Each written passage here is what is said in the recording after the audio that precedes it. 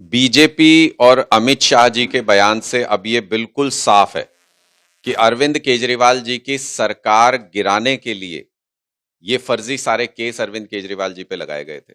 ये एक साजिश थी भारतीय जनता पार्टी की कि दिल्ली में आम आदमी पार्टी की सरकार को, केजरीवाल जी की सरकार को गिरा सके।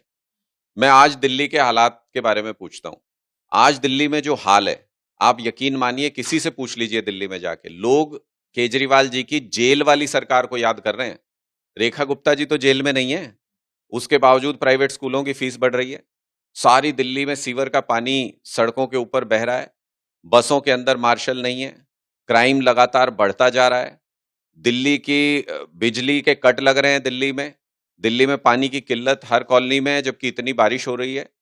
इस सारी चीजों में कहीं पे भी अगर आप देखेंगे, ये क्या चाहते थे? ये चाहते थे उस वक्त अरविंद केजरीवाल जी की सरकार गिरा दो, और अगर इस्तीफा दे देते केजरीवाल जी तो सरकार गिरा देते, और उस वक्त ये हालात हो जाते जो आज हुए हैं दिल्ली में। तो इसका मतलब इससे फर्क नहीं पड़ता है कि आप जेल से सरकार चल रही है या बाहर से सरकार चल रही है। इससे फर्क पड़ता है कि लोगों के काम करने वाली सरकार है या लोगों के काम रोकने वाली सरकार है। ये जो कानून लाने की सरकार तैयारी कर रही है, ये कानून दरअसल लोगों के काम करने वाली सरकारों को गिराने वाला कानून है कि उसको गिरा दो और फिर अपनी तानाशाही से सरकार चलाओ।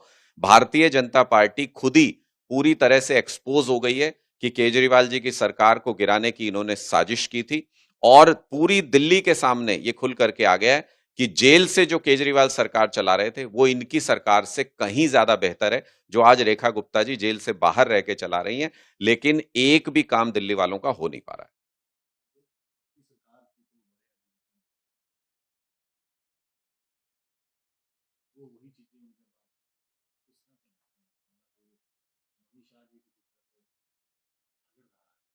देखिए, अब तो कोई लुका छिपी रही नहीं। केजरीवाल जी के बारे में जो अमित शाह जी ने बोला, अमित शाह जी ने तो यहां तक कह दिया कि अगर केजरीवाल जी इस्तीफा दे देते तो ये कानून नहीं आता।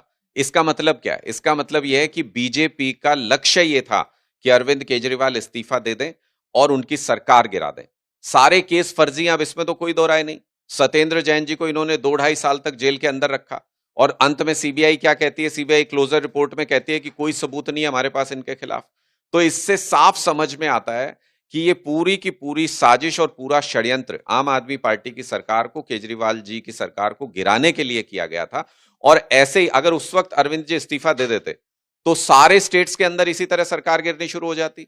वो तो भला हो केजरीवाल जी का कि उनको ये राजनीतिक समझ है कि उन्होंने बीजेपी की साजिश को भांप लिया और उन्होंने इस्तीफा नहीं दिया, तो ये अपनी साजिश को दूसरे राज्यों के अंदर विपक्ष की सरकारों पर लागू नहीं कर पाए। इसलिए आज ये तिलमिलाए हुए हैं पूरी तरह से, और ये काम नहीं कर पा रहे। दिल्ली में तो अब इनकी चुनी हुई सरकार इनको मिल गई है ना, तो अब क्यों नहीं करते हैं काम? दिल्ली के काम चाहे तो कर सकते हैं, लेकिन इनको काम नहीं करना है। इनको ऐसी साजिश करनी है, ऐसा कानून बनाना है जिससे इनका डंडा चलता रहे, और ये जिसकी चाहे सरकार गिरा दें, जिसको चाहे सीएम बना सकें, जिसको चाहे सीएम शिप से हटा सकें। ऐसी तानाशाही देश के अंदर ये लागू करना चाहते हैं।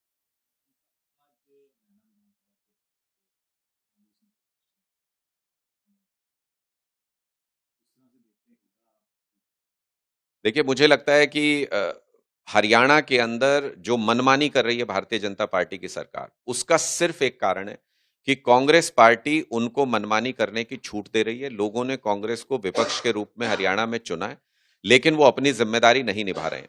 हरियाणा में 35,500 एकड़ जमीन पर बीजेपी की सरकार किसानों से औने पौने दाम पे वो जमीन हथियाना चाहती है और अपने नेताओं की जेबें भरना चाहती है। उस स्कीम के खिलाफ जिसमें गरीब किसान लुट रहा है, कांग्रेस पार्टी के मुंह से चूं तक नहीं निकला। उसके खिलाफ कोई घेराव नहीं, कोई बातचीत नहीं। ऐसे मुद्दों को उठा करके उनके ऊपर चर्चा करती है कांग्रेस, जिसमें भारतीय जनता पार्टी के साथ नूरा कुश्ती हो सके। जो असल मुद्दे हैं, जो किसानों से जुड़ा हुआ मुद्दा है, 35,500 एकड़ जमीन सर्कल रेट पर हथिया कर किसान से और अपने बिजनेसमैन दोस्तों को करोड़पति बनाने की पूरी साजिश भारतीय जनता पार्टी रच रही है। भूपेंद्र हुड्डा जी और कांग्रेस पार्टी इस पूरी साजिश में भारतीय जनता पार्टी के पार्टनर बने हुए हैं। इसके खिलाफ एक शब्द भी नहीं बोलते।